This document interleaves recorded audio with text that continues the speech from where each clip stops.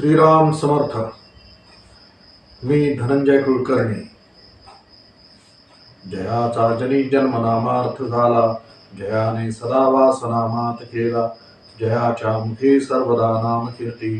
नमस्कार त्या ब्रह्मचैतन्य मूर्ती, बहुअज्ञ जीवां प्रति उद्धरिले, तसे नास्तिका सत्पथा लाविले, समस्ता मुखे नाम हे बोलवीती. नमस्कार त्या ब्रह्मचैतन्य मूर्ती. अनंत कोटी ब्रह्मांड नायक राजाधिराज सच्चिदानंद सद्गुरु श्री ब्रह्मचैतन्य महाराज की जय. समर्थ संत श्री नाना महाराज की जय. परम पूज्य संत जनार्दन स्वामी महाराज की जय. परम पूज्य संत श्री आसाराम जी बापू की जय. जय जय रघुवीर समर्थ.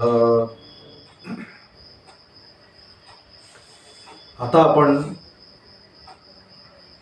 कर्म कसे नियंत्रित होतात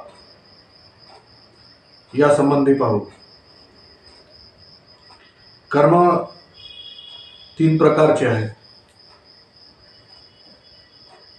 क्रियमाण, प्रारब्ध आणि संचित.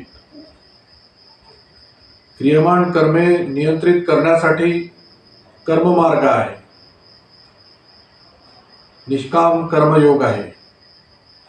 प्रारब्ध लीलया भोगण्यासाठी जसा भक्तिमार्ग आहे, त्याचप्रमाणे समस्त संचित कर्मे समाप्त करण्यासाठी ज्ञान मार्ग आहे. या तिन्ही मार्गाचा अवलंब करून जीव स्वतःची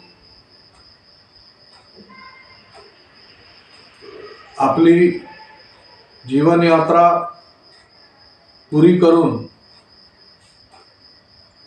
मोक्ष प्राप्त करू शकतो आणि जन्ममरणाच्या चक्रातून आपली कायमची सुटका करून मुक्त होऊ शकतो.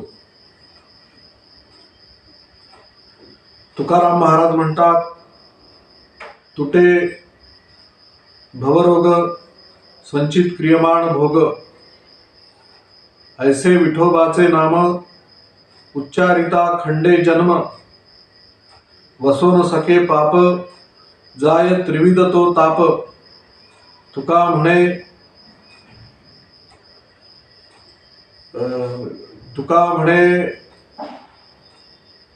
माया दासी होय लागे पाया.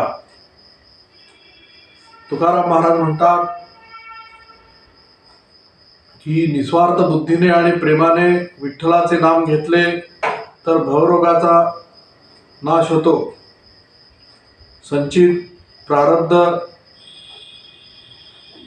क्रियमाण यांच्यापासून होणाऱ्या सुखदुःखांच्या भोगांचा नाश होऊन जातो.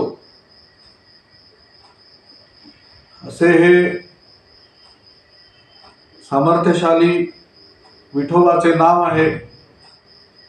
त्या नामामुळे जन्ममरणाचे चक्र देखील थांबून जाते.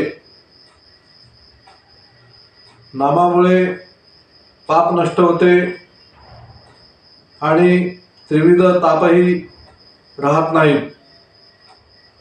तुकाराम महाराज म्हणतात की माया देखील निस्वार्थी व्यक्तीची दासी होऊन जाते आणि तिचे पाय धरते. असे हे कर्म नियंत्रित कसे होते या संबंधीचे विवेचन आहे. नामस्मरणामुळे संचित, प्रारब्ध, क्रियमाण हे देखील नियंत्रित होते. तेव्हा नामस्मरण करणे हे अत्यंत आवश्यक आहे. जय श्रीराम, जय श्री कृष्ण, जय जय रघुवीर समर्थ.